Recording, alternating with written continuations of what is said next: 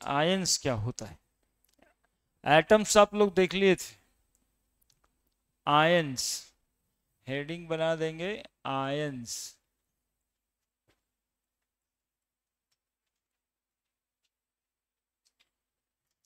Ions क्या होता है।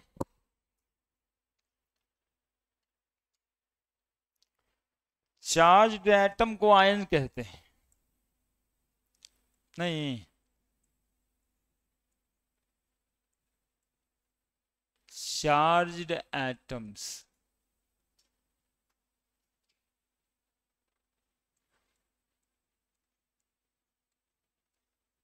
Are known as ions. Charged atoms are known as ions, यानी इलेक्ट्रिकली चार्ज्ड होता है। इसी को चार्ज बॉडी भी कह सकते हैं, है ना। जिस बॉडी पे चार्ज हो उसको आयंस कहते हैं, ठीक है। ये आयंस एक्चुअली में दो तरह का होता है। आयन दो तरह का होता है, कैटायंस और anions.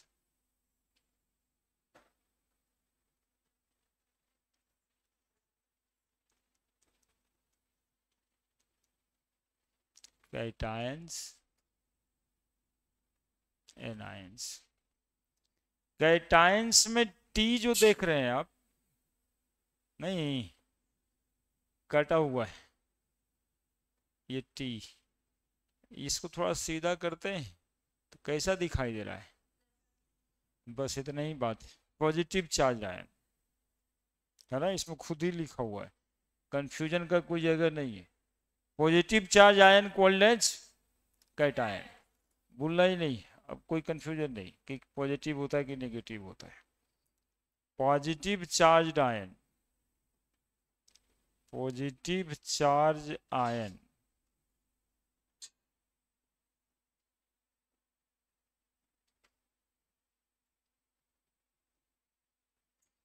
known as cations।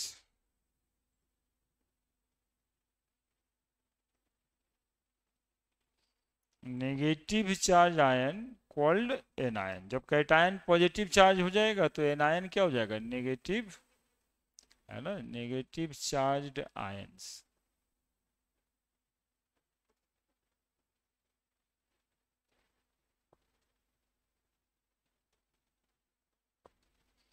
known as anions। How it form, cations बनता कैसे। बिल्कुल सही। Cations are form by loss of electron.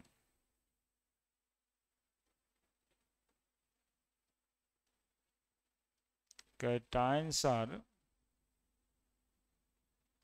Form by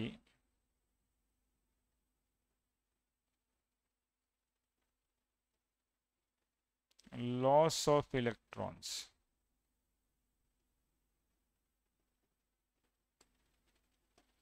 Anions are formed by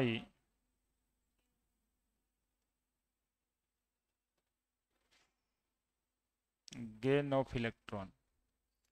तो anions और cations, cations are formed by loss of electron, anions are formed by, और जितना loss करेगा और वो जितना गेन करेगा उतना ही पॉजिटिव चार्ज और नेगेटिव चार्ज उठेगा। यानी नंबर ऑफ इलेक्ट्रॉन लॉस बराबर number of positive charge, number of electron loss बराबर नंबर ऑफ पॉजिटिव चार्ज, और number of gain of electron बराबर नंबर ऑफ नेगेटिव चार्ज। लिख देना है। कैटायंस पे कितना पॉजिटिव चार्ज उठेगा और एनायंस पे कितना नेगेटिव चार्ज उठेगा।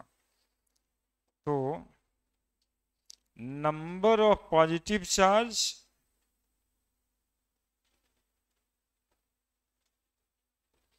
बराबर नंबर ऑफ इलेक्ट्रॉन लॉस्ट। जितना इलेक्ट्रॉन लॉस होगा उतना ही नंबर ऑफ पॉजिटिव चार्ज होगा। नंबर ऑफ इलेक्ट्रॉन गेन या नंबर ऑफ नेगेटिव चार्ज बराबर नंबर ऑफ इलेक्ट्रॉन गेन्ड।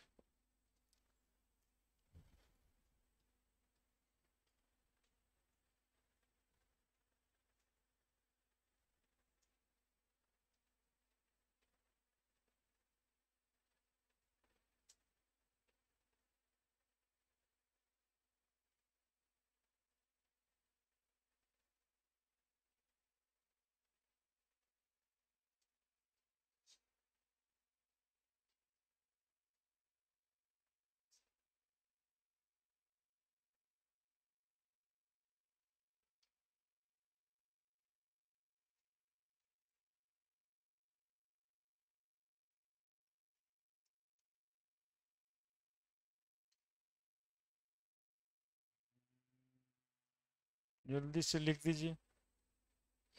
हमारी डीपीपी मिला, उसमें आयंस का एक डीपीपी है, जरा देखो तो उसको।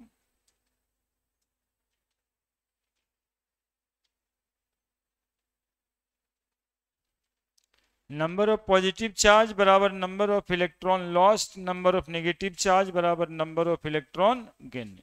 किसी पर पॉजिटिव चार्ज है और किसी पर नेगेटिव चार्ज है,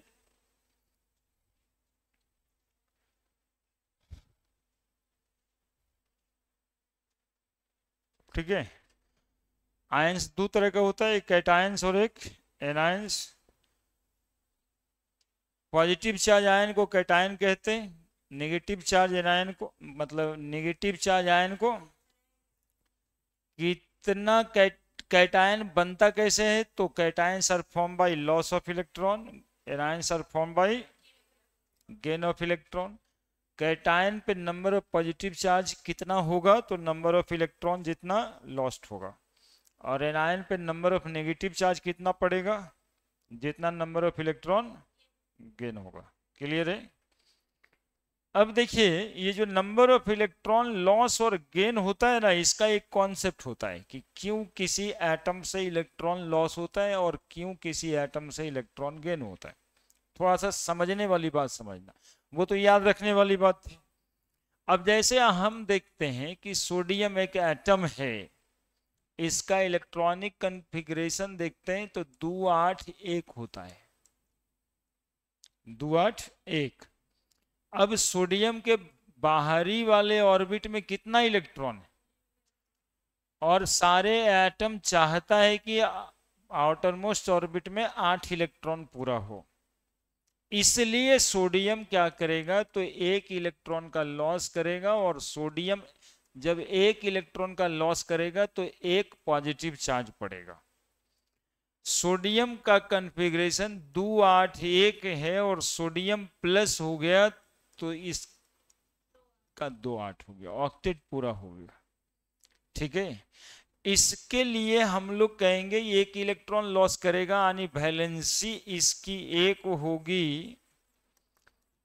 लेकिन यहां पे अब इलेक्ट्रॉन क्या लॉस गेन कुछ होगा ये कहें, यहां पे ये लॉस गेन करेगा क्या, तो ये दूसरे से गेन या लॉस में मतलब कि Na प्लस तो लॉस गेन करके ही बना, तो इसकी वैलेंसी 0 होगी।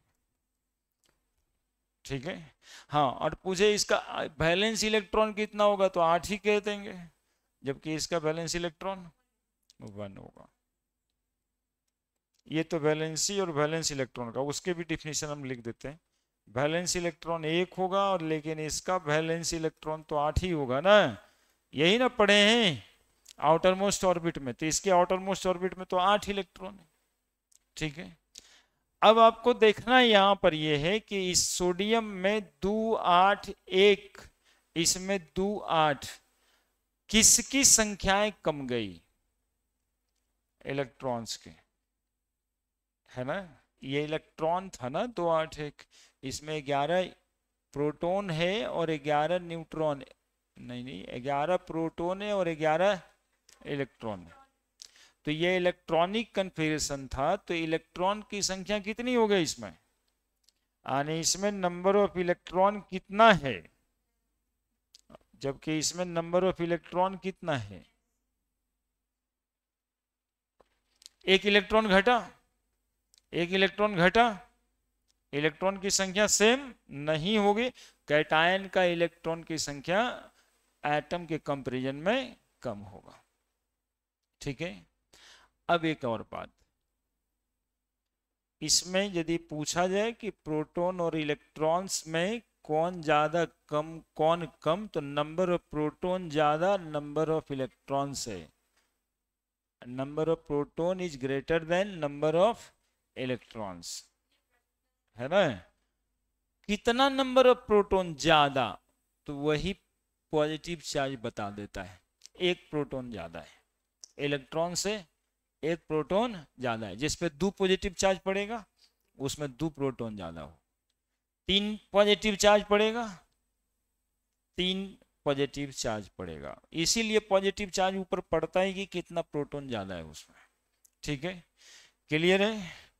क्लोरीन इधर देखिए आप 17 होता है, कॉन्फ़िगरेशन लिखेंगे 2 8 7, 7 है तो इसको 8 होने के लिए क्या चाहिए, एक इलेक्ट्रॉन चाहिए। तो एक इलेक्ट्रॉन लेने के लिए ये 2 8 7, एक इलेक्ट्रॉन इनको आप दे दीजिएगा, तो एक इलेक्ट्रॉन देने से इस पर Cl पे क्या चार्ज आ जाएगा, माइनस चार्ज आएगा, 2 8 8। ठीक है, इलेक्ट्रॉन 2 8 8। अब इसकी यदि वैलेंसी उसके हिसाब से ही लिखें तो वैलेंसी तो 1 होगा और वैलेंस इलेक्ट्रॉन 7 होगा। इसका वैलेंसी क्या होगा तो बताएंगे 0, और ये इलेक्ट्रॉन नहीं ले दे सकता है, लेकिन वही वैलेंस इलेक्ट्रॉन पूछे तब कितना होगा, 8 होगा। साथ साथ में इसमें नंबर ऑफ इलेक्ट्रॉन्स कितना है बताइए, 17, जबकि इसमें नंबर ऑफ इलेक्ट्रॉन कितना है। इसका ये मतलब है कि प्रोटॉन की संख्या ज्यादा है कि कम है, हाँ, तो नंबर ऑफ प्रोटॉन एनायंस में कम होता है किससे, नंबर ऑफ इलेक्ट्रॉन्स। ये हर एनायंस में और ये हर कैटायंस के लिए बता दिया। ठीक है, ये कहीं गलत उलट नहीं होता है, ये प्रोटॉन और इलेक्ट्रॉन की संख्याएं इसी तरह से वैरीज करती है। अब एक बात और आता है, एक मिनट, एक बात और आता है, क्या कैटायन और एनायंस बनने से मास में कोई अंतर आता है। एटम का मास 11 है तो Na+ का मास कितना होगा, तो बोलते हैं 11 ही होगा। क्लोरीन का मास 35.5 है तो आयंस का मास भी 35.5, क्योंकि ये आयंस बना है इलेक्ट्रॉन के लॉस और गेन से, और इलेक्ट्रॉन को कंसीडर किया जाता है न्यूट्रल, इलेक्ट्रॉन को कंसीडर किया जाता है न्यूट्रल, तो इलेक्ट्रॉन के लॉस गेन से मास पे कोई अंतर नहीं पड़ता है।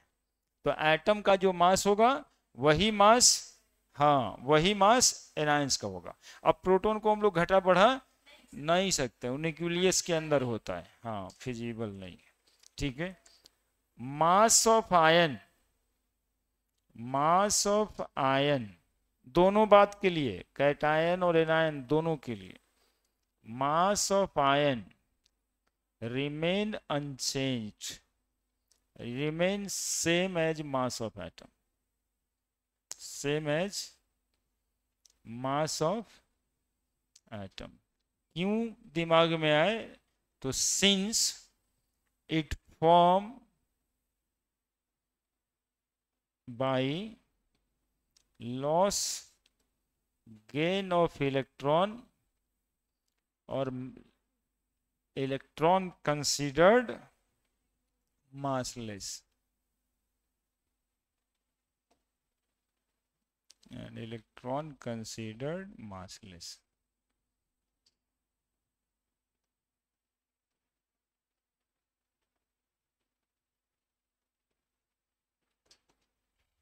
लिख दीजिए। हाँ बताइए अब क्या क्वेश्चन था आपका, हाँ बोलिए।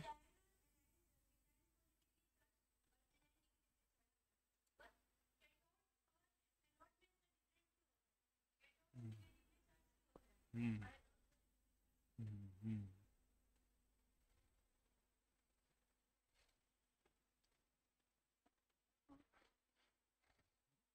थोड़ा अलग है एक्चुअली में। कैटायन मूव करता है कैथोड की तरफ और एनायन मूव करता है एनोड की तरफ। वो इंटायरली डिफरेंट थी। नाम उसका इसलिए पड़ा है कि वो एक रड है जिसको इलेक्ट्रोड बोलते हैं। हाँ, वो एक इलेक्ट्रोड है। इलेक्ट्रोड का नामांकन करना था तो कैटायन जिधर मूव करता उसको कैथोड कह दिए और एनायन जिधर मूव करता है एनोड कर दिए। तो कैटायन मूव किधर करेगा तो नेगेटिव इलेक्ट्रोड की तरफ, दैट इज कैथोड। और एनायन मूव करेगा पॉजिटिव इलेक्ट्रोड की तरफ, दैट इज कॉल्ड एनोड। है ना, तो नाम ऐसे पड़ा है। Cation move towards which electrode known as cathode, anion move towards that electrode which called as anode। है ना, तो नाम सिमिलरिटी के लिए पड़ा है। लेकिन लोग ऐसे देखते हैं कि कैटायन तो कैथोड, ऐसे नहीं देखना है। कैटायन नेगेटिव इलेक्ट्रोड की तरफ मूव करेगा तो नेगेटिव इलेक्ट्रोड को हम कैथोड कहेंगे, इसलिए नाम।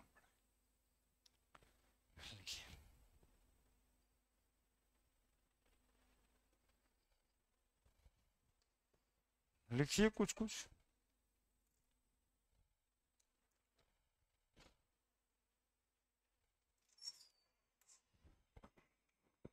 खाना खा रहे हैं?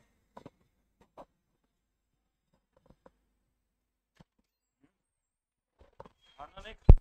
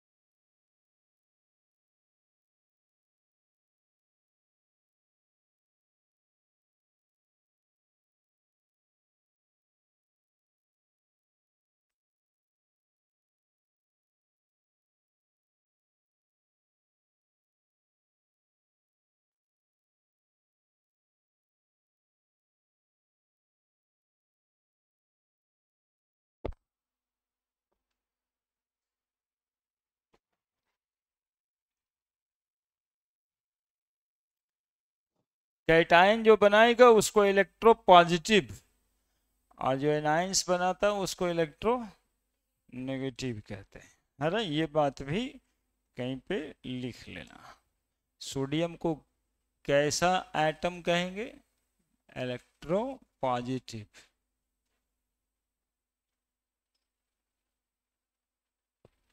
और क्लोरीन को कैसा एटम कहेंगे, इलेक्ट्रो नेगेटिव।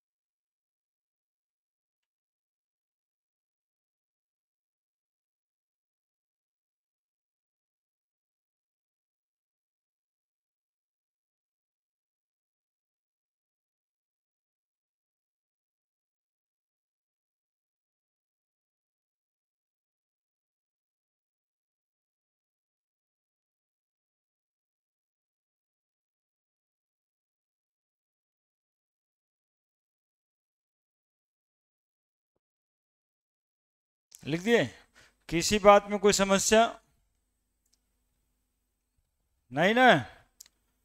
जितना इलेक्ट्रॉन बढ़ेगा वो नेगेटिव चार्ज के रूप में वहां दिखाई देने लगेगा। 3 माइनस चार्ज किसी आयंस पे है, मतलब 3 इलेक्ट्रॉन ज्यादा है। 3 पॉजिटिव चार्ज किसी आयन में है, मतलब 3 प्रोटॉन ज्यादा है ना? हाँ, बढ़े। अब इंफॉर्मेशन से निकालना था H2 माइनस, ऐसा लिखे थे। H2 माइनस लिखने के लिए दिए थे कि H2 माइनस के बारे में जो जानकारी है वो आपको लिखना है। अब देखिए इसको हम क्या क्या कैसे कैसे लिख सकते हैं। सबसे पहले नंबर ऑफ प्रोटॉन तो एटॉमिक नंबर के बराबर ही होगा। तो सल्फर का एटॉमिक नंबर या सल्फर पे 2 माइनस का एटॉमिक नंबर थोड़े ना बदलेगा। न्यूक्लियस में रहने वाले चीज में कोई बदलाव नहीं होगा। तो 16 ही है सल्फर का एटॉमिक नंबर।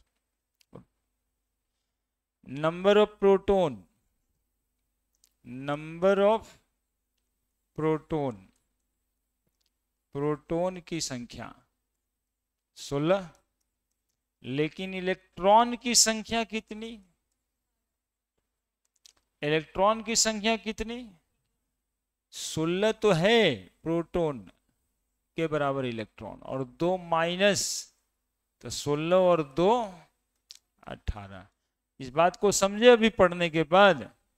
इलेक्ट्रॉन की संख्या 18, चूंकि 2 माइनस है, 16 2 18। मास नंबर कितना? तो बस मास में या मास नंबर में कोई बदलाव आयन बनने से नहीं होता है। तो mass number 32। Number of neutron कितना?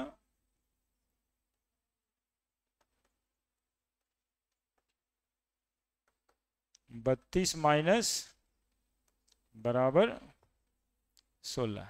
32 माइनस 16 बराबर 16। न्यूट्रॉन की संख्या में कोई बदलाव नहीं होगा। एटॉमिक मास कितना? एटॉमिक मास या mass of an atom, mass of an atom, mass of an atom. तो एटम के बजाय यहां पे आयन लिख देंगे H2 माइनस से, 32 AMU। Mass of 1 mole atom बताओ? जितना AMU उतना ही किस चीज में? 32 ग्राम। ठीक है। Electronic configuration, electronic configuration 16 electrons नहीं, 18 इलेक्ट्रॉन के लिए सोचेंगे। 2 8 8। बाहर में जितना इलेक्ट्रॉन्स होता है they are called valence electron. इसमें कोई बदलाव नहीं करना है। 8 वैलेंसी, चूंकि नंबर ऑफ इलेक्ट्रॉन इसको लॉस गेन नहीं करना है इसलिए 0। और कोई इंफॉर्मेशन था?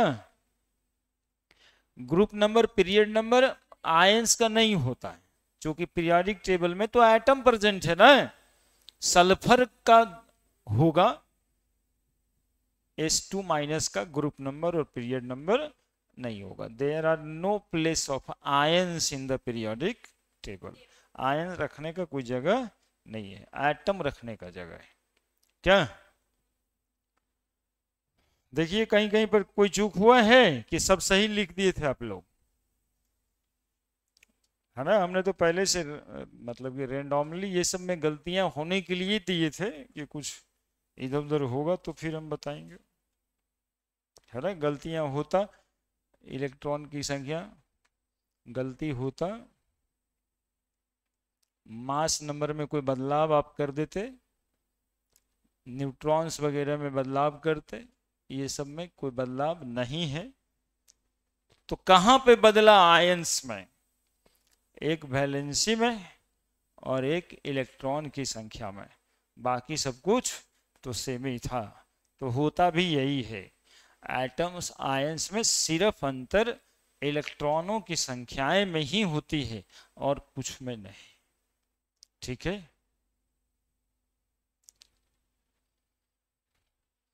और कौन था एक? कैल्शियम 2+।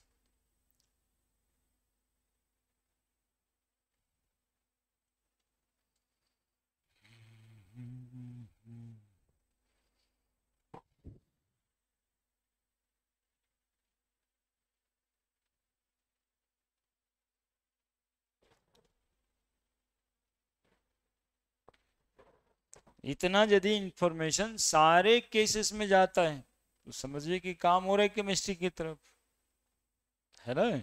ये सब रुकावट बनता है। वैलेंसी नहीं पता, वैलेंसी इलेक्ट्रॉन नहीं पता, तो ये सब खत्म कर दीजिएगा।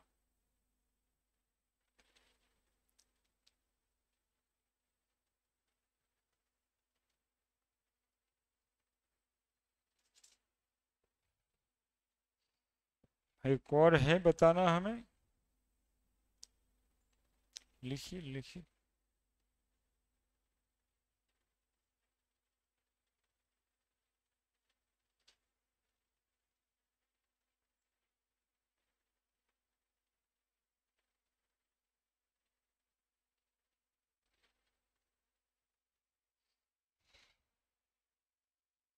बढ़े।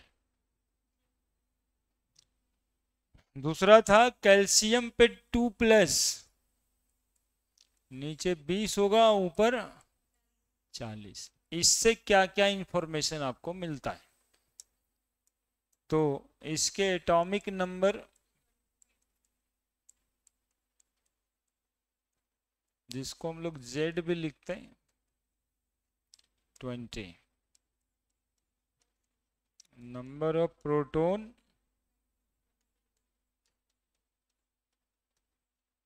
20। Number of electron 20। तो प्रोटॉन की संख्या है, लेकिन 2 इलेक्ट्रॉन क्या हुआ इसमें? लॉस गया। तो 2 इलेक्ट्रॉन लॉस किया, इसका मतलब 18 इलेक्ट्रॉन होगा इसमें। मास नंबर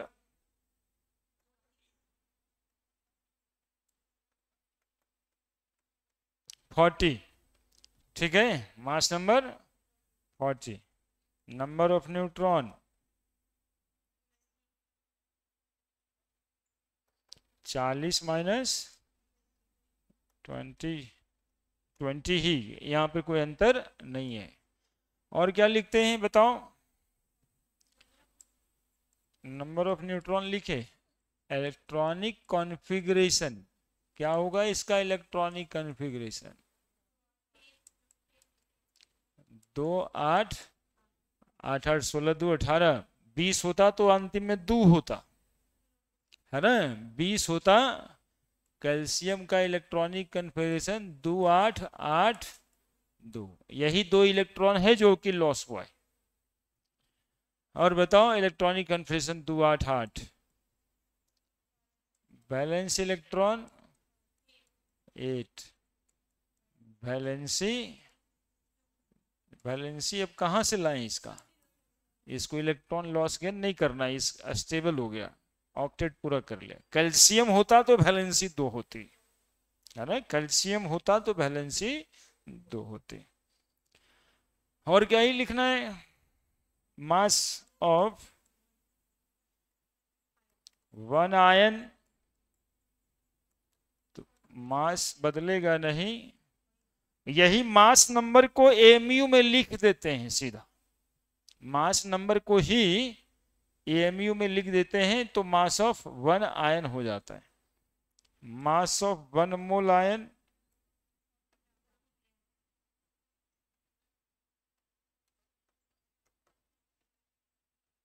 40 ग्राम।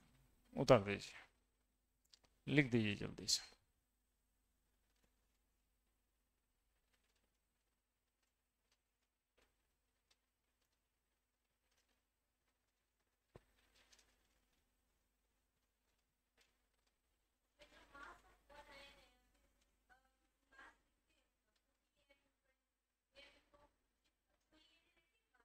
हम्म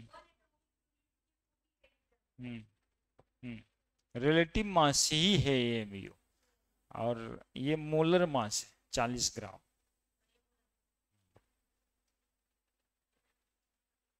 एक मोल के मास को मोलर मास कहते हैं।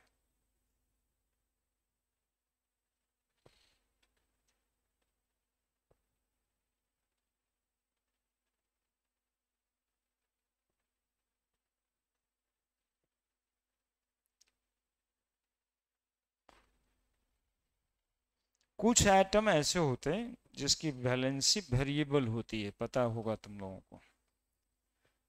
वेरिएबल वैलेंसी होता है, यानी कि कभी 2 भी होता है और कभी 3 भी होता है। जैसे फेरस, फेरिक, क्यूपरस, क्यूपरिक, 2 4 को याद रखना है। ऐसे पीरियोडिक टेबल के बीच में जितना एलिमेंट है ना, सबका वैलेंसी वेरिएबल होता है ना। पीरियोडिक टेबल के बीच वाला जो नीचे नीचे है, उस सब का वैलेंसी वेरिएबल होता है। कुछ इंपॉर्टेंट है उसमें, cuprous cupric, ferrous ferric, columbous columbic, stannous stannic. कम वाला को अस लगाते, ज्यादा वाले में इक लगाते हैं, है ना। अब जैसे क्यूपरस एक वैलेंसी वाले को, क्यूपरिक 2 वैलेंसी, ऐसा कुछ लिखा हुआ होगा जो आयंस वाले होंगे, है ना। उसी के लिए उसको दिखा रहे थे हम, कि जिसमें आयंस होगा उसमें ये सब इंफॉर्मेशन वो पतला पतला अक्षर में लिखा हुआ होगा। दिख रहा है, थोड़ा कम कम दिखाई दे रहा है आयंस में, तो उसको अपने दोहरा लेना वहीं पे। है उसमें लिखा हुआ क्या? उतना जरूरी है, उसी को सेपरेट करके अलग कर दिए।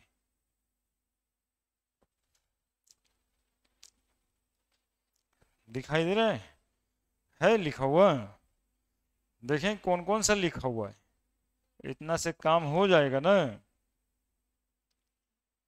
डाइवैलेंट रेडिकल, ट्राइवैलेंट, टेट्रावैलेंट, तो सब लिखा हुआ होगा। कुछ हम बता भी देते हैं यहाँ पे, 4 5 6 पकड़ो। सम atom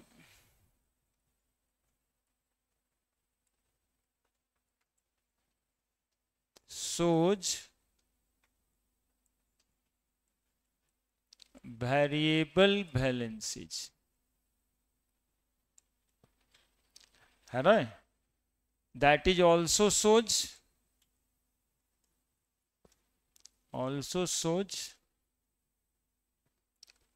different number of charges. Example, Fe2 plus, Fe3 plus। कुछ का नाम है ferrous ferric, Cu plus, cuprous, Cu2 plus, cupric, है ना। लेड वाला कौन कौन सा प्लम्बस होगा बच्चे? पीबी, पीबी पे कितना चार्ज दे दें?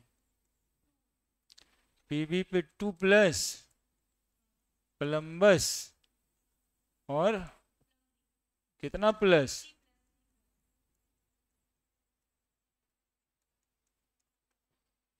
प्लम्बिक।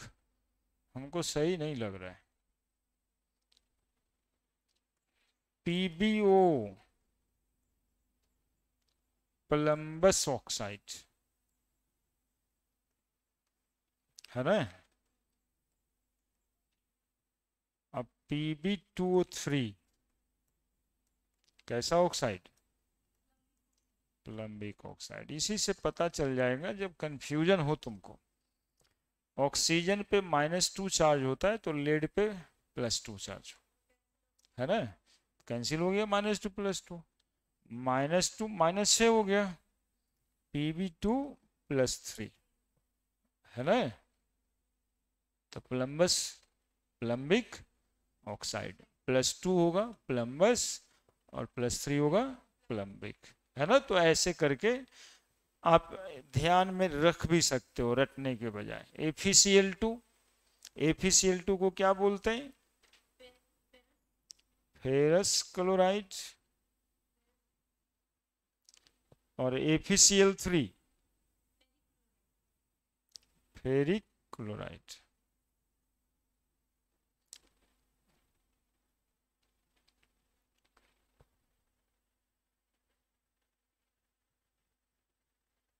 लिखो ना एग्जाम्पल करके।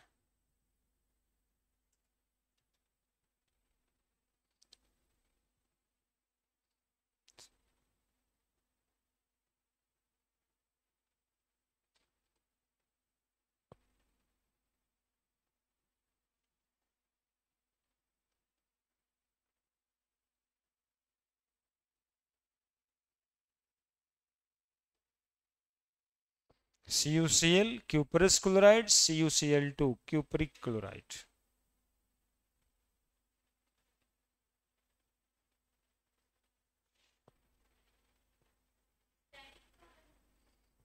वही SN2 plus SN3 plus SN2O3 SNO, है ना।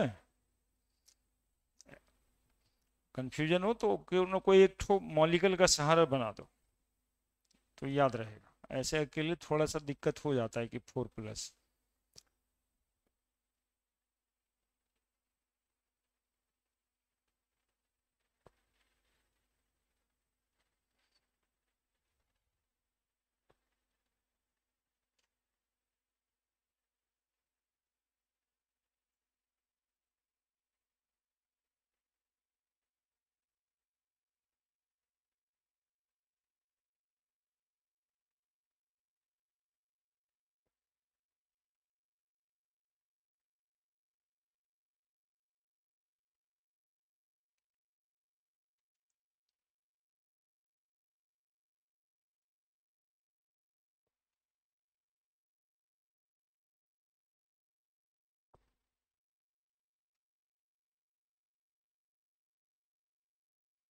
अब एक तरह के आयंस और भी होते हैं, इसका पूरा सीरीज है। जनरली ट्रांजिशन एलिमेंट सोच वेरिएबल बैलेंस है ना। एक जहाँ पे नहीं होता है तो लिख करके बंद करो, फिर एलिमेंट सब तो देखेंगे, पूरा पीटी ही हम लोग देखेंगे। हाँ, ट्रांजिशन एलिमेंट जनरली सोच वेरिएबल बैलेंसेस, लिख देना बड़े बड़े अक्षर में ऐसे। ट्रांजिशन, ट्रांजिशन एलिमेंट जान रहा है ना तुम लोग, पीरियोडिक टेबल में जो बीच में है। Transition element, transition element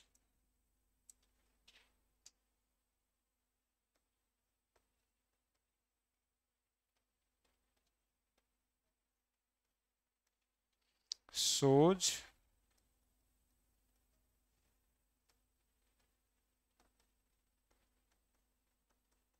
variable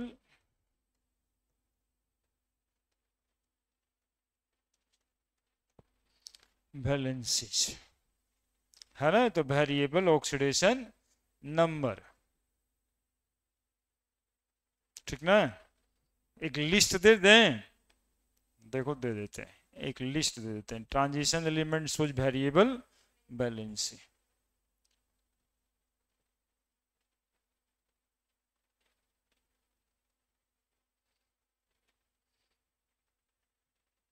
लिख दिया।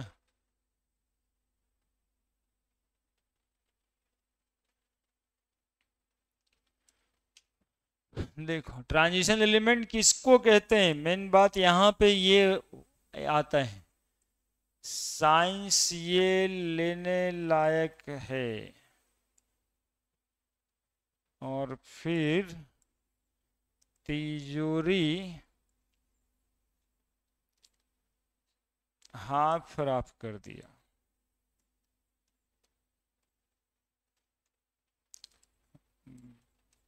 भेनबटा करोड़पति मोटर वाला, मैंने टिकरी उनसे खाया और फिर से रूस गया।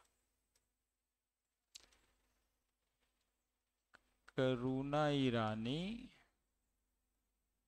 नहीं पढ़ोगे तो पीटोगे, कॉपर चांदी सोना और जान सीटी देख रही हो। ये देखो, ये इतना ही ट्रांजिशन एलिमेंट है। पीरियोडिक टेबल में कहां पे है पता चला है तुम लोग को? है ना, पीरियोडिक टेबल में बीच में ये एलिमेंट सब प्रेजेंट है। थोड़ा तिरछा लिख दिए।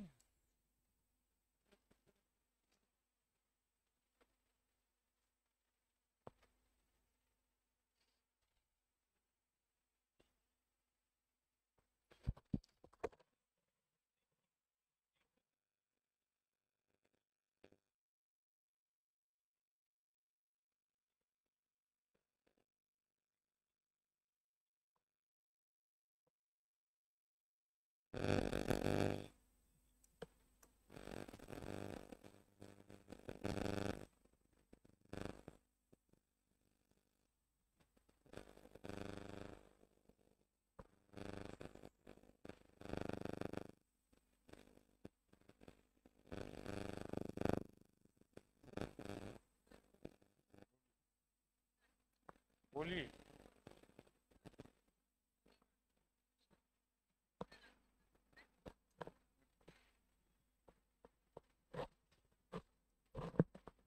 देखो, टाइटेनियम वाले ग्रुप में बस एक लिस्ट रख देना है। लिस्ट किसका बनाए? फिलहाल ट्रांजिशन मेटल का। इस पे चार्ज होता +3, ठीक ना? इस पे चार्ज होगा +2 +3 +4। देखो कितना वेरिएबल है। एक याद रखने लायक ही सीक्वेंस है, इसलिए बता देते हैं। 5 तक जा सकता है।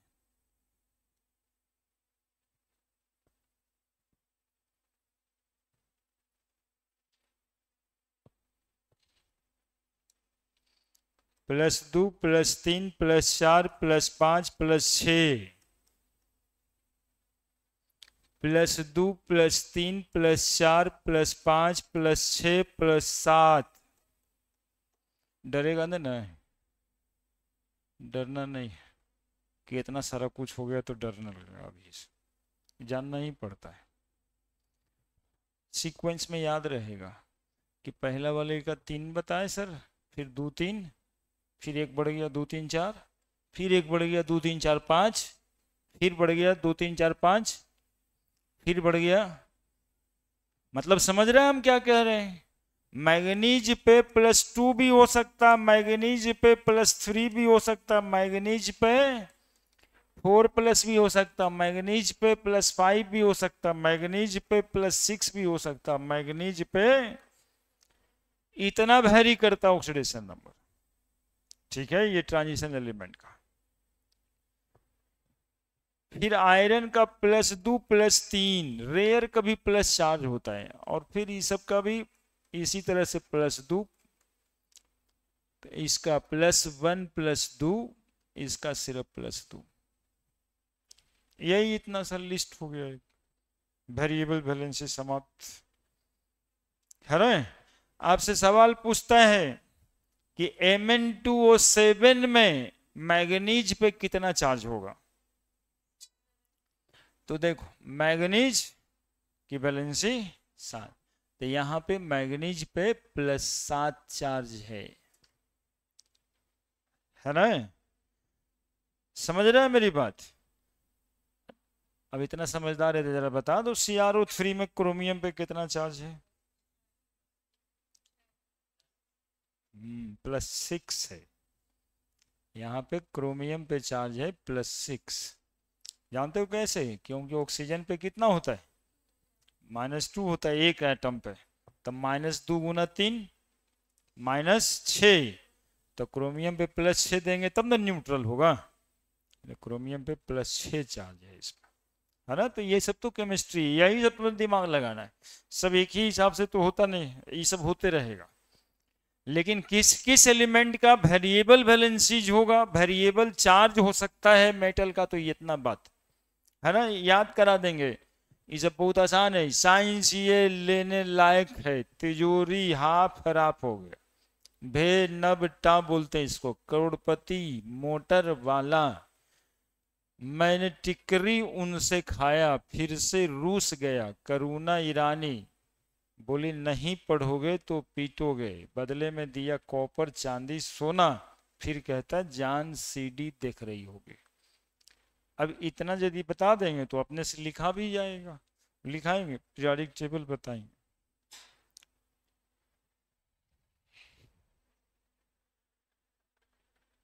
पूरा पीरियोडिक टेबल याद रखना है, उससे वैलेंसी वैलेंसी इलेक्ट्रॉन सब याद रहेगा।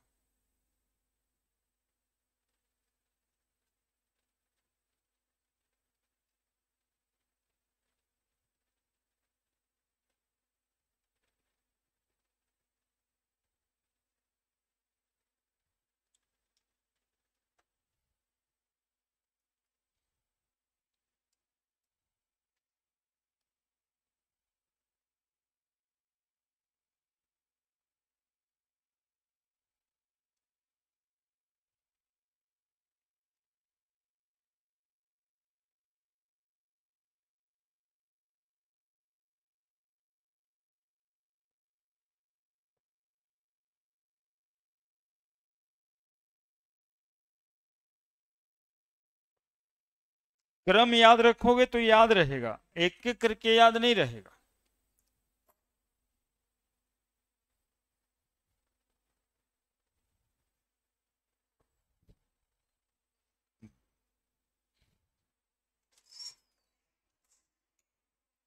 पानी यहीं पे रख दिया आप।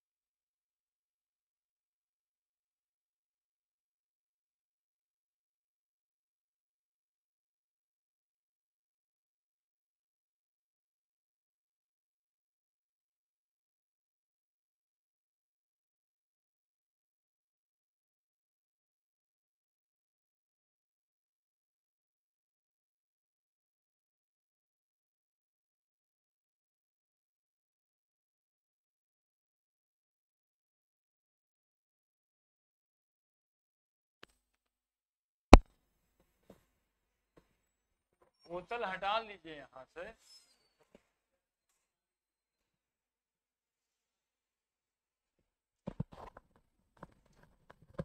क्या लिख दिए?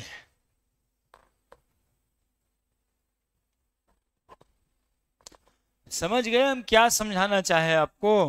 ये सीरीज जो दिए ना, इस सीक्वेंस याद हो जाएगा आसानी से कि इसमें कुछ है नहीं। पहले में एक गो था, तीन गो, चार गो है, पांच गो है, सात छह गो है, और फिर इधर से इधर घट रहा है। तो इस तरह से अरेंजमेंट दिमाग में आ जाएगा, इसलिए दिए। ठीक है। और बोलो कि सर इसके नीचे क्यों लिखें, तो मैग्नीज का जैसा वैसे ही आरी का, जैसे क्रोमियम का वैसे ही टंगस्टन का, है ना। टंगस्टन के भी +6 ऑक्सीडेशन नंबर तक जा सकते हैं। तो एक साथ ये तीनों का याद हो गया। एक साथ ये तीनों का याद हो गया कि इसका 2 भी, 3 भी, 4 भी, 5 भी हो सकता है। जो वेनेडियम का होगा वही नियोबियम का होगा, वही जो टाइटेनियम का होगा वही हफेनियम का होगा, रूफेनियम का होगा। जो जिंक का होगा वही मरकरी का होगा, जो कॉपर का होगा वो गोल्ड का होगा। जिस पे प्लस चार्ज उठता है, +-1 चार्ज उठता है, उसको मोनोवैलेंट कहते हैं। जिस पर 2 उठेगा वो पॉजिटिव भी हो सकता है, नेगेटिव भी हो सकता है। और जिस पे 3 यूनिट चार्ज उठ जाए, पॉजिटिव भी हो सकता है, नेगेटिव भी हो सकता है। Ions having 1 unit charge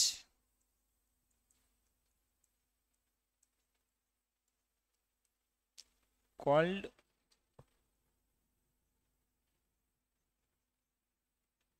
monovalent. Example, Na plus K plus Cl minus F minus, ये सब कैसा है? मोनोवैलेंट. अब इसमें Cu प्लस भी आ जाएगा, मोनोवैलेंट है. Ions having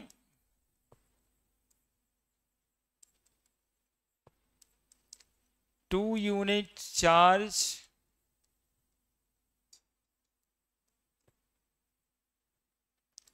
called divalent ion. Oxygen 2 minus, beryllium 2 plus, magnesium 2 plus,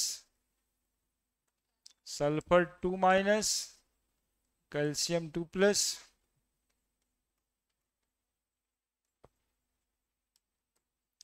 Ion having 3 unit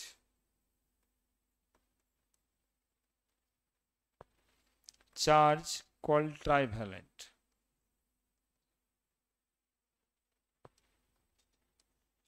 Example, Al3 plus, boron 3 plus, nitrogen 3 minus, phosphorus 3 minus, trivalent. और 1 यूनिट चार्ज कितना होता है बच्चा?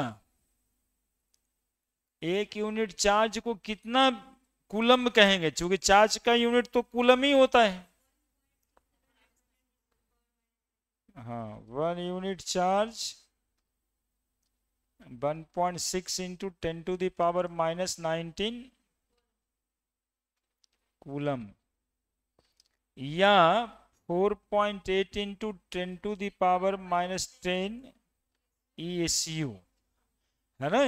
कूलम SI यूनिट है और ESU CGS unit of charge. दे दीजिए, फिसल गया. Electrostatic unit, SI unit of charge,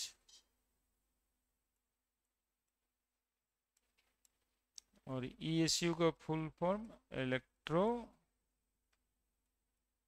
static unit of charge.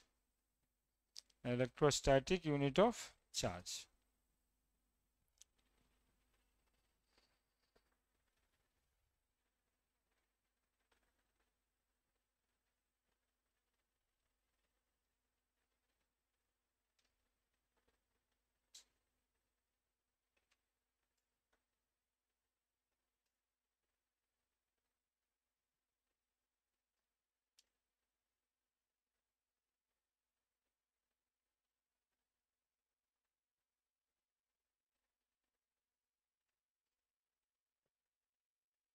और आयंस में बात करें, बोले सर आयनों को 1 घंटा पढ़ा दी.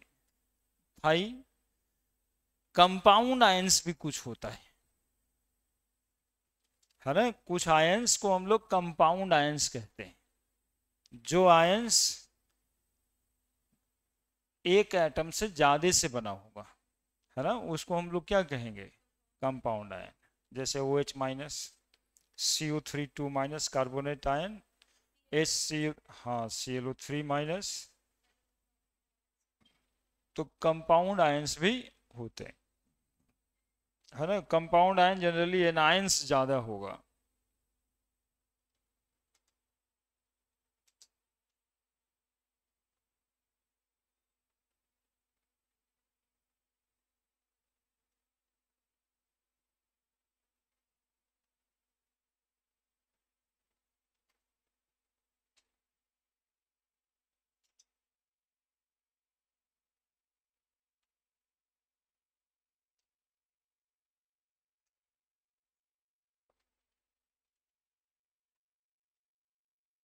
बड़े compound ions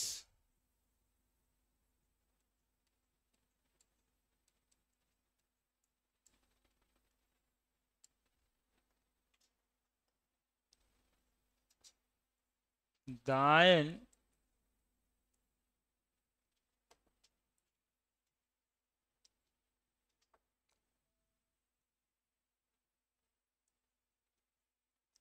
which consist from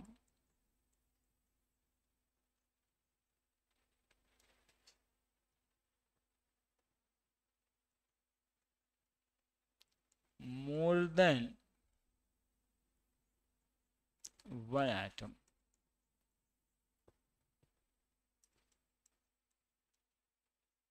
Known as compound ions. यहां पे कुछ आयंस का नाम आपको याद रखना है, यूज करते करते भी याद होगा। OH माइनस, क्या बोलिएगा इसको? Hydroxyl ion. CO3 2 माइनस, उसके एग्जाम्पल करके लिख दीजिए। Carbonate ion HCO3 minus, bicarbonate या hydrogen carbonate ion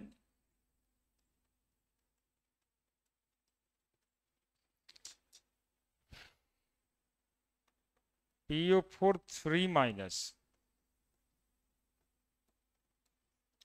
phosphate ions HPO4 2 minus,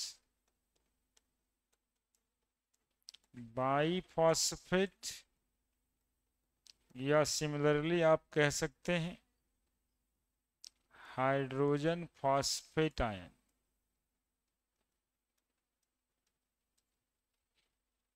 है ना? H2PO4 minus, dihydrogen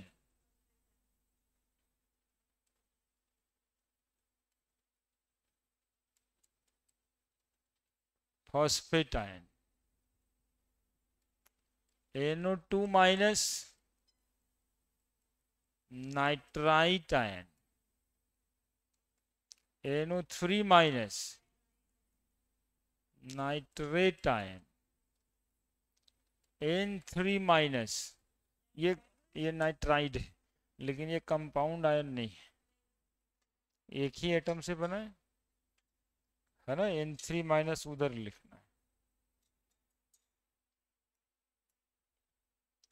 Cr2O7 2 minus, dichromate ion.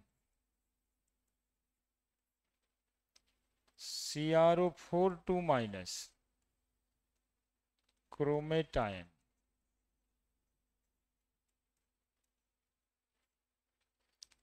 ClO2 minus, chlorite ion. ClO3 minus, chlorate ion.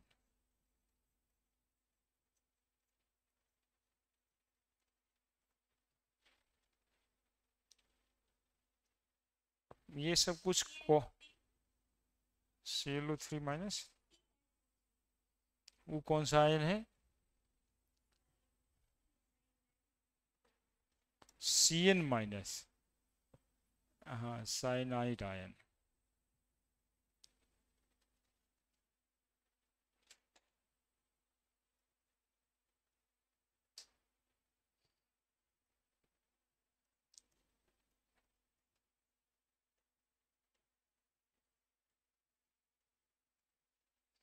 कुछ जो ज्यादा प्रचलित आयन है, प्रचलित आयन है, उसके समरी कर लीजिए, बाकी तो फिर यूज करते करते आ जाएगा ना हमें।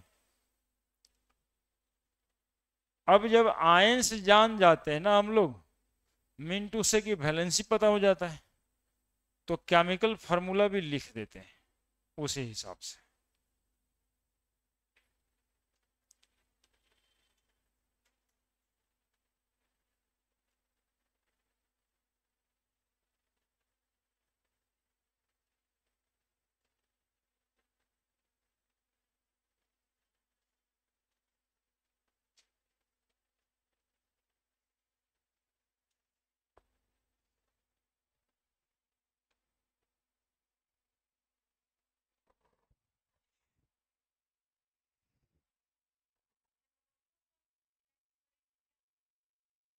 ढेर सारा अंतर है। क्रिस्टलाइन का ज्योमेट्रिकल पैटर्न होता है, एमॉर्फस को कोई ज्योमेट्रिकल पैटर्न नहीं होता। जैसे ज्योमेट्रिकल पैटर्न मतलब कि वाइड होगा, हेक्सागोनल होगा, रोम्बिक होगा, ट्राइक्लिनिक होगा, मोनोक्लिनिक होगा, वो ज्योमेट्रिकल पैटर्न में रहता है। एमॉर्फस सुपर कूल लिक्विड है, हाँ, स्यूडो सॉलिड कहते हैं उसको। क्रिस्टलाइन को ट्रू सॉलिड कहते हैं, है ना। और भी अंतर है लेकिन तुमको समझ आएगा। एक तो आइसोट्रोपिक अरेंजमेंट होता है, एक एनाइसोट्रोपिक अरेंजमेंट होता है। एक लॉन्ग रेंज ऑर्डर सॉलिड है crystalline, short range order solid है एमॉर्फस। तो ये सारे डिफरेंसेस है ना। ऐसे यदि कुछ अलग से जानना है कि कुछ ऐसा जो हमको पता चल जाए, प्लास्टिक, रबर, ये सब जितना टाइप का सॉलिड दिख रहा है जो पॉलीमर है वो एमॉर्फस है, हाँ, along with ग्लास, हाँ, एमॉर्फस है। और जो मेटेलिक सॉलिड है जैसे गोल्ड है, कॉपर है, आयरन है, ये सब क्रिस्टलाइन है ना। तो एक जनरल डिफरेंसेस आ जाएगा दिमाग में कि प्लास्टिक, रबर, ये सब जो है ये अमॉर्फस है।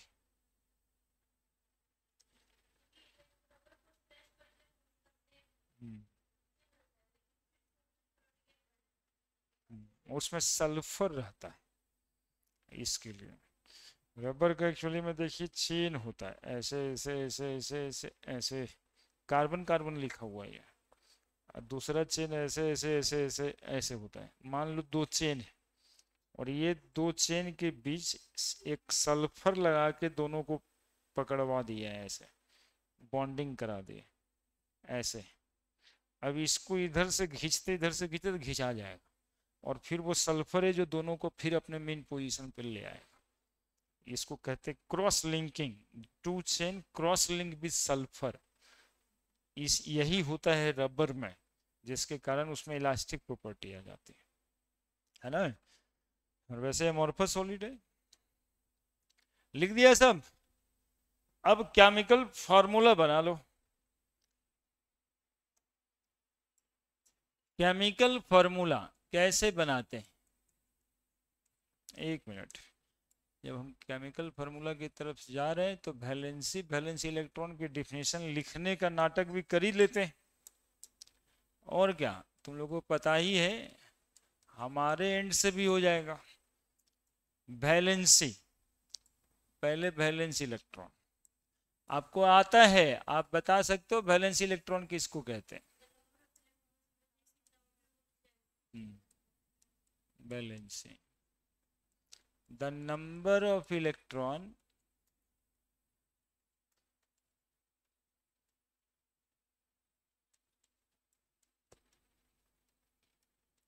present in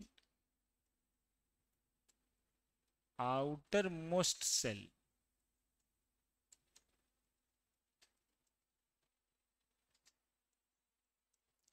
of an atom of element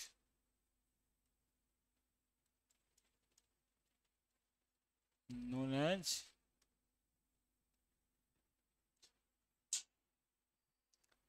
valency, the number of electron present in outermost cell of an atom of element known as valency। अब सेल वगैरह क्या होता है तो वो सुनिएगा। न्यूक्लियस होता है बीच में एकदम से, ठीक है, सेंट्रल पोजीशन पे एटम का न्यूक्लियस होता है और न्यूक्लियस पॉजिटिव चार्ज होता है और इलेक्ट्रॉन्स इस तरह से सर्कुलर पाथ में प्रेजेंट होता है, लाइक दिस। इसी को हम लोग कहते हैं K shell, L shell, M shell और आगे जाएंगे एन सेल, आगे जाएगा O shell, K L M N O. इसी को n बराबर 1 से रिप्रेजेंट करते हैं, इसको 2 से, इसको 3 से, और n आएगा तो 4 से। ठीक है, यही वो सेल है।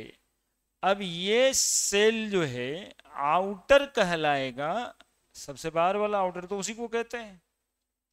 अब जैसे ये सोडियम का एटम कोई बना दे, तो सोडियम एटम बनाएंगे तो यहाँ पे न्यूक्लियस लिया जाएगा, न्यूक्लियस को थोड़ा लाल ही बनाना चाहिए, न्यूक्लियस बनाएंगे यहाँ पे, तो बाहर में 3 ठो घर बना देंगे, K shell, L shell, M cell.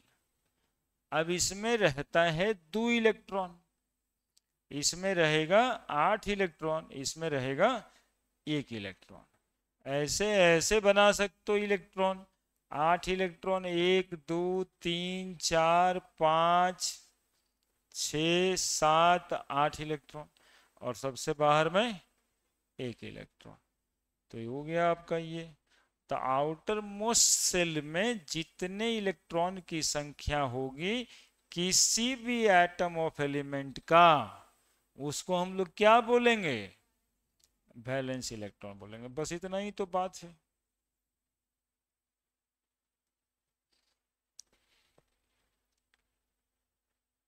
क्या के एल एम समझ में आ गया? Number of orbit 1 2 3 4। अब इसके आगे भी हम लोग को ढेर सारा बात पढ़ना होता है, एसपीडीएफ सबसेल, और फिर पी आता है तो उसमें भी पढ़ना होता है P X P Y P Z, है ना। तो वो सब देखेंगे, अभी इतना आपको जानना है, अभी अभी जानना है। ठीक है, बदल दें तो बैलेंस इलेक्ट्रॉन हो गया, लिख लिए? हाँ लिख लीजिए, क्या पता जैसे जैसे वो बढ़िएगा ना वैसे वैसे भूलिएगा,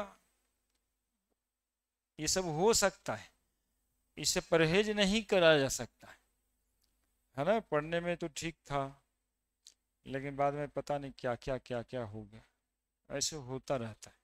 ये 11th 12th का मामला है, तो भूलना नहीं है। n बराबर 1 2 3, 1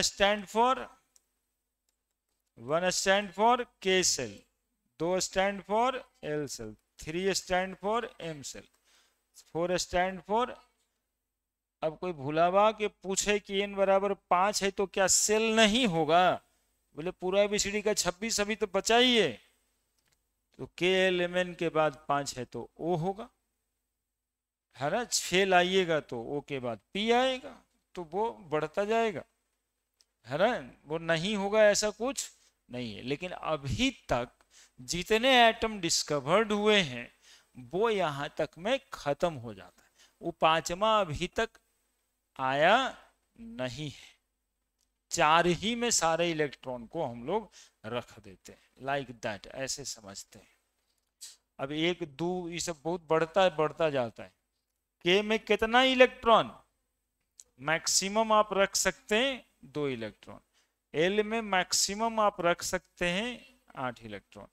एम में मैक्सिमम रखाएगा 18 इलेक्ट्रॉन। फिर एन में मैक्सिमम रखाएगा 18 इलेक्ट्रॉन, नहीं 32 इलेक्ट्रॉन। 18 के बाद 32 इलेक्ट्रॉन, वो कॉन्फ़िगरेशन का तरीका है, 2 8 8 18 18 32 32, है ना। लिख दीजिए, इसका फॉर्मूला होता है ना 2n², number of electron present in a shell बराबर 2n²। लिखिए ना, ये सारी बातें कर देना है ना। वो आप लोग जितना नोमा दसवां केमिस्ट्री जानते हैं ये 5-6 दिन में सब खत्म कर देना है आपको।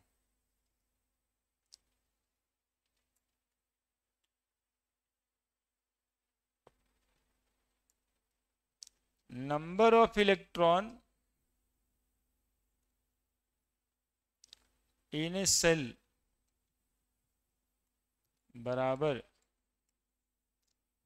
2n²।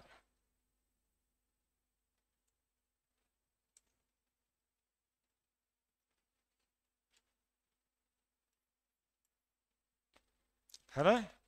n बराबर 1, then number of electron is, n ही लिखेंगे तो समझ जाएंगे नंबर ऑफ इलेक्ट्रॉन। n बराबर 1 तो 2 इंटू 1 का स्क्वायर बराबर 2 इलेक्ट्रॉन।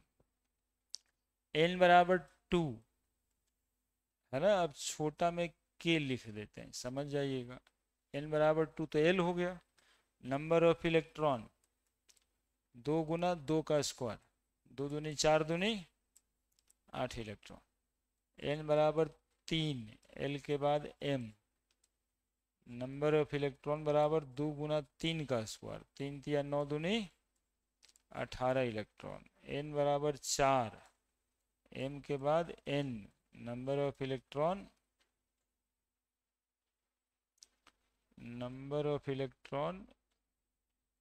और 2 गुना 4 का स्क्वायर, 4 चौक 16 दूनी 32 इलेक्ट्रॉन। ठीक है,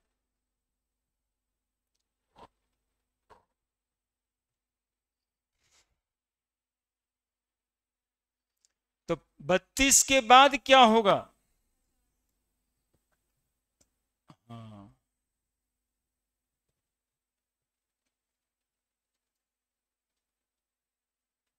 n बराबर यदि 5 आया तो सेल का नाम O हो जाएगा। नंबर ऑफ इलेक्ट्रॉन बराबर 2 गुना 5 का स्क्वायर 50 इलेक्ट्रॉन। जानते हो ये सब जो आ जाता है ना, ये सब यही आईआईटी और मेडिकल का क्वेश्चन बन जाता है, यही कॉम्पिटिटिव अप्रोच हो जाता है कि जितना बताया गया, जितना रटाया गया, बच्चा वो रटा है या फिर बातों को समझ लिया।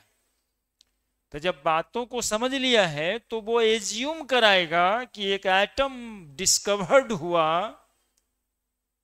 जिसमें नंबर ऑफ सेल है 7।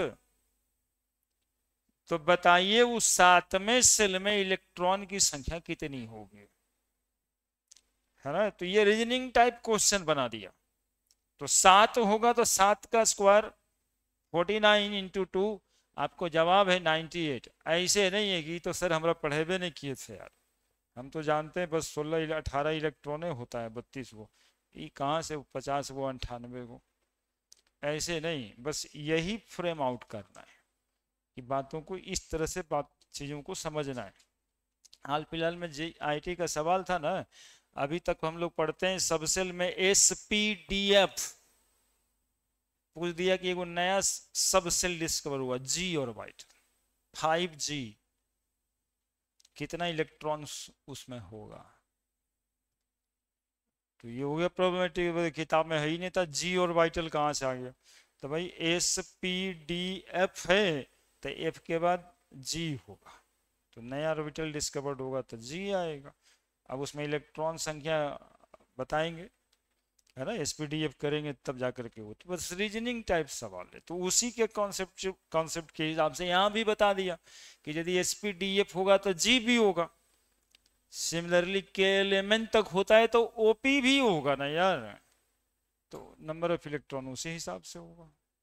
ठीक है, और इलेक्ट्रॉनिक कन्फर्मेशन लिखने का तरीका वो अलग है। 2 लिखते पहले, फिर 8 लिखते, फिर 8 लिखते, फिर 18 लिखते, फिर 18 लिखते हैं, फिर 32 लिखते हैं, फिर 32 लिखते हैं, और फिर 50 आएगा, और फिर 50 आएगा, फिर 72 आएगा, फिर 72 आएगा। तो वो तरीका सिखाएंगे, वो पीरियोडिक टेबल वगैरह से इंस्पिरेशन में है। ठीक है, वो उसको इससे लेना देना नहीं है, उससे बस ये इतना लेना है कि 2 इलेक्ट्रॉन होता है, 8 इलेक्ट्रॉन होता है, 18 इलेक्ट्रॉन होता है। ठीक है, कंपाउंड बैलेंस इलेक्ट्रॉन हो गया। नाउ वैलेंसी क्या होता है भाई? हाँ देखो, वैलेंसी एक्चुअली में ना डिफाइन होता है, एक इधर बात बोलते हैं combining capacity of N atom of element.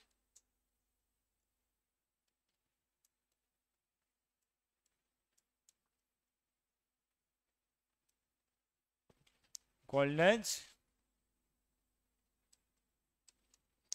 valency, combining capacity of an atom of element called as valency।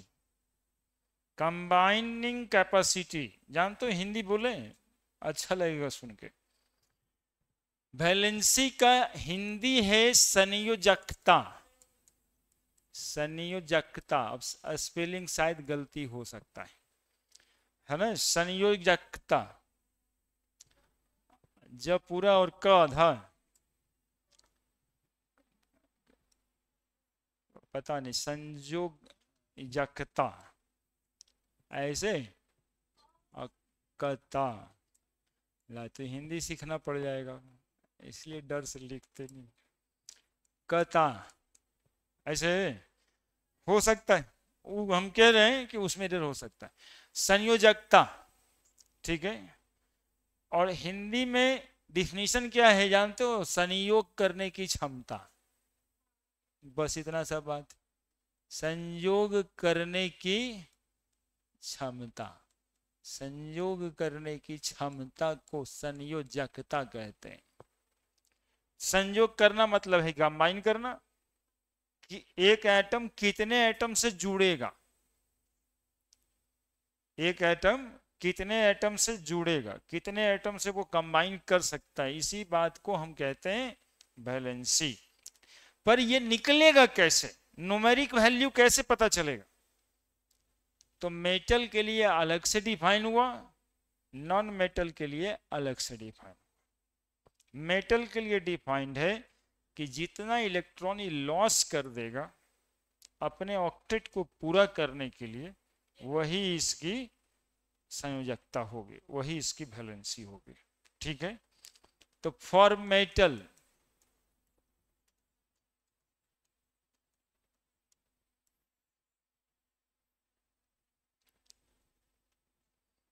number of electron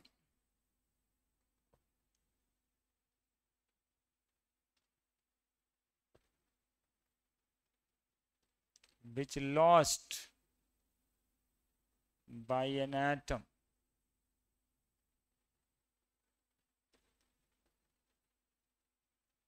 of element, element कौन सा? metal, to complete their octet या become stable।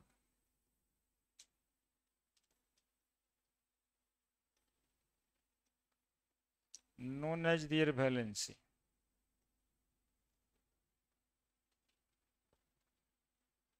और एक numeric value है valency of metal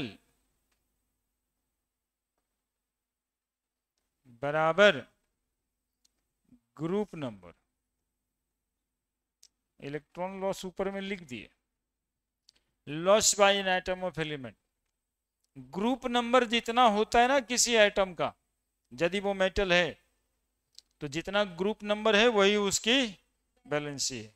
जैसे sodium का group number 1, valency 1। Magnesium का group number 2, valency 2। Aluminium का ग्रुप नंबर 3, वैलेंसी भी 3, ठीक है। Group number, valency of metal बराबर ग्रुप नंबर।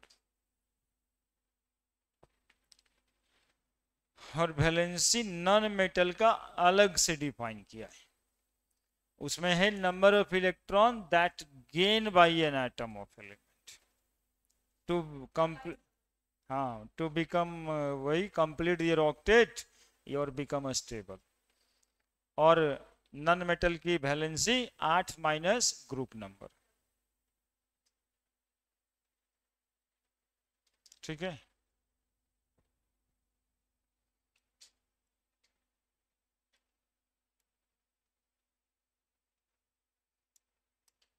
सब बात आप लोग समझ रहे हैं ना? किन्हीं को कोई समस्या हो रहा है?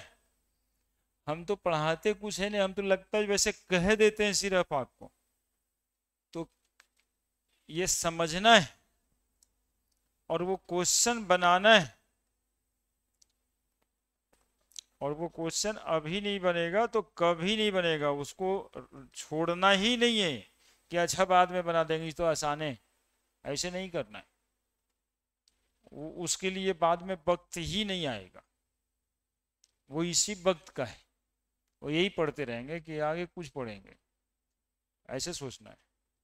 तो ये सबको अभी साफ कर देना।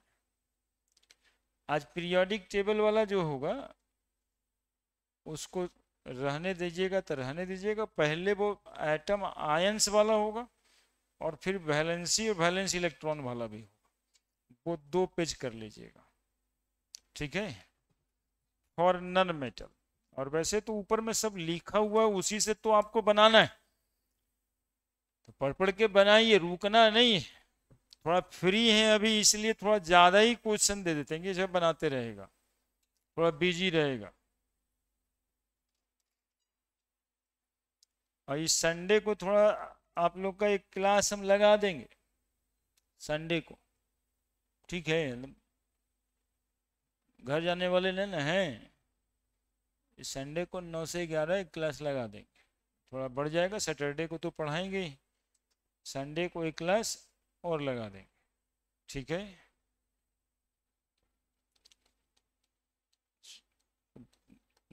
रहता है डाउट सेशन, लेकिन अभी डाउट हो ही नहीं रहा है, तो पढ़ ही लीजिएगा, थोड़ा सिलेबस बढ़ जाए। हाँ बोलो। हाँ। हम्म। हम्म। हम्म। हम्म। इसी वजह से तो लोग कहता है तुम हमको हाइड्रोजन समझे हो क्या।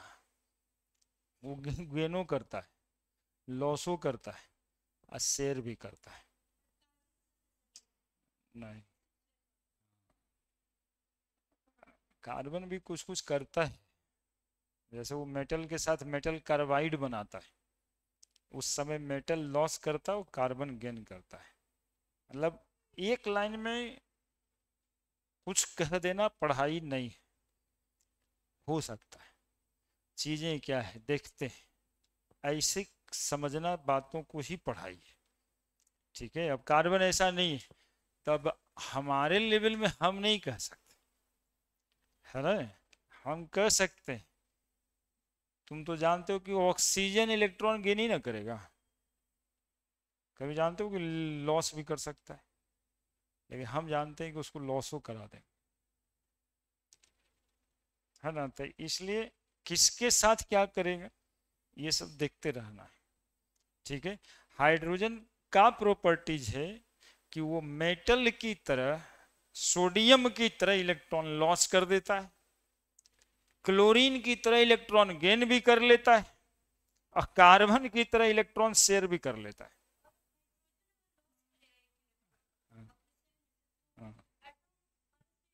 प्रोटॉन बन जाता है, H प्लस हो गया, H प्लस प्रोटॉन हो गया, उसको इलेक्ट्रॉन ही नहीं है ना। तो NaH बनता है, CH4 भी बनता है और HF भी बनता है। तो ये पार्टिकुलर मेटल का करेक्टर है।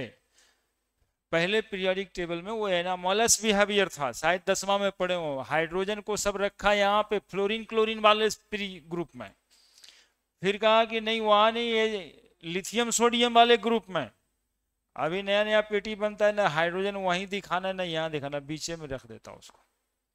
और एक शब्द का डिस्कवरी होता है, anomalous behaviour of hydrogen. Anomalous मतलब कंट्रोवर्शियल, है ना। साफ साफ बिहेवियर नहीं है कि इलेक्ट्रॉन लॉस करेगा, गेन करेगा, शेयर करेगा, तीनों कर सकता है, ठीक है।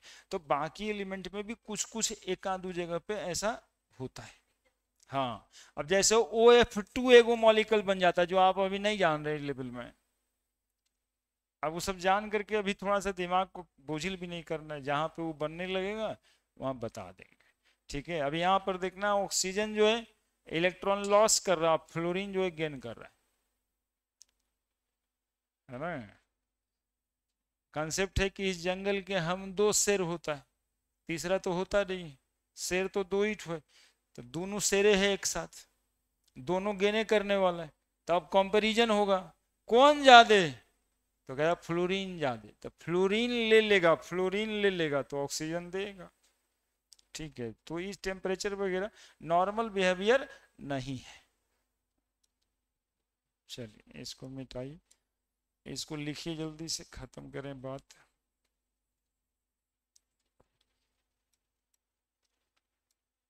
तो number of electron which gain by an atom of element, और एलिमेंट कौन सा?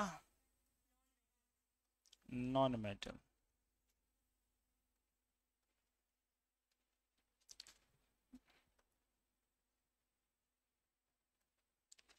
टू कंप्लीट ऑक्टेट, और become stable.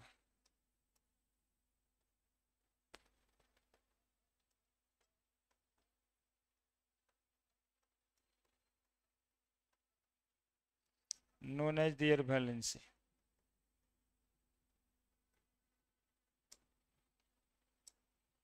valency of non-metal,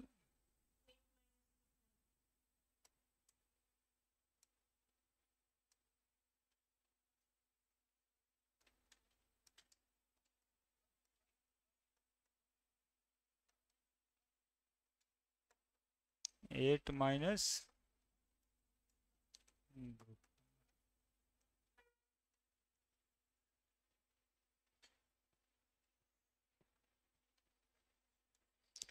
लिख दीजिए। क्लियर है? ठीक है, संडे को एक एक्स्ट्रा क्लास, सैटरडे को भी बता देंगे, मतलब आपके दिमाग में डालें हम बात को।